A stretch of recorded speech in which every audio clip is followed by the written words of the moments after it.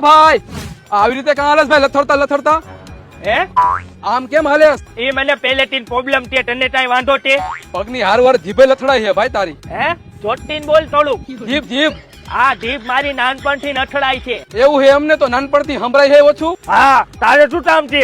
એલા ભાઈ તું આટલો બધો ખાર કેમ ખાસ? અલે મને રાઈતે નીંદર નથી આવતી, રાઈતે મને ડિપ્રેશન વધી જાય એટલે હું ઠાઠ આવું છું. તું આખે આખો રિજેક્શન પીસ લાગે છે. હે આખે આખો રિજેક્શન પીસ લાગે છે. તો આનો કઈક ઈલાજ કરાવ ભાઈ. હે આ તારો ઈલાજ કરાવ. અલે ભાઈ તારા ધ્યાનમાં એકાદું હાલું દવાખાનું હોય તો તે મને હું ત્યાં કરાવી લઉં ઈલાજ. હાલ મારા ધ્યાનમાં હે. હે કેમ છો ડોક્ટર પુંસા? બસ એકદમ મજામાં ચિરાગભાઈ, તમે કેમ છો? બસ મોજ મોજ. અમારા એક ભાઈ હે ને તોતડું બોલે હે, લથડતા હાલે હે, હમરે હે ઓછું ને વારે વારે ગુસ્સો બહુ કરે હે. આનું કઈક કરો.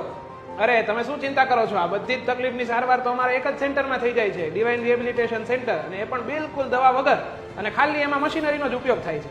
તો સારું કહેવાય સર. આની બધી જ પ્રોબ્લેમ આ એક જ હોસ્પિટલમાં સોલ્વ થઈ જાય. હા બિલકુલ, અમારા સેન્ટરના બધા જ વિભાગોની મુલાકાત લઈ લે, બધી જ સારવાર એમની અહીંયા થઈ જશે. પ્યોરટોન ઓડિયોમેટ્રી, જે ટેસ્ટમાં તમને કઈ ફ્રીક્વન્સીમાં કેટલી ડિસેબલની તકલીફ છે તે વિશે માહિતી મળે છે.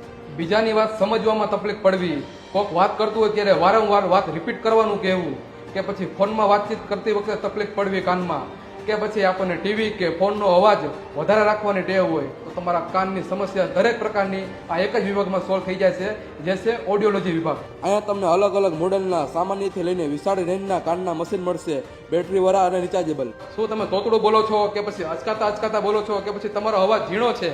અવાજની કોઈ પણ સમસ્યાનું સમાધાન આ એક જ વિભાગમાં થઈ જશે, જે છે સ્પીચ થેરાપી વિભાગ. શું તમને વારે વારે રડવું આવે છે? શું તમને એકને એક વસ્તુના વિચાર આવ્યા કરે છે?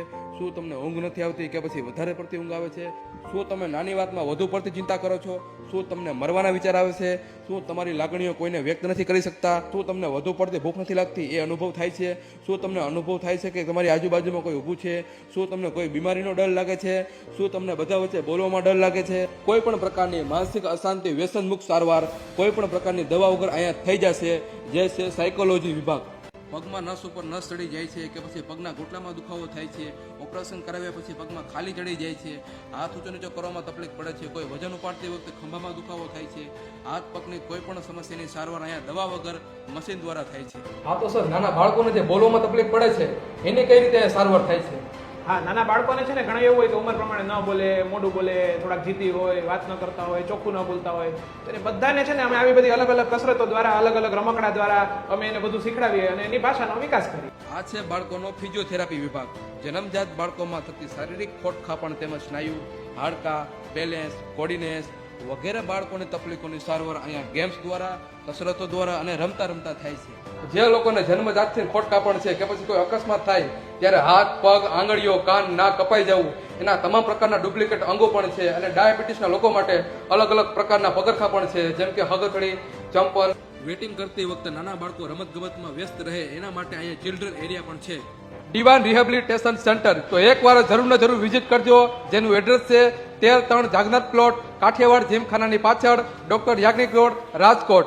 આનું લોકેશન તમને ગૂગલ મેપમાં પણ મળી જાય છે.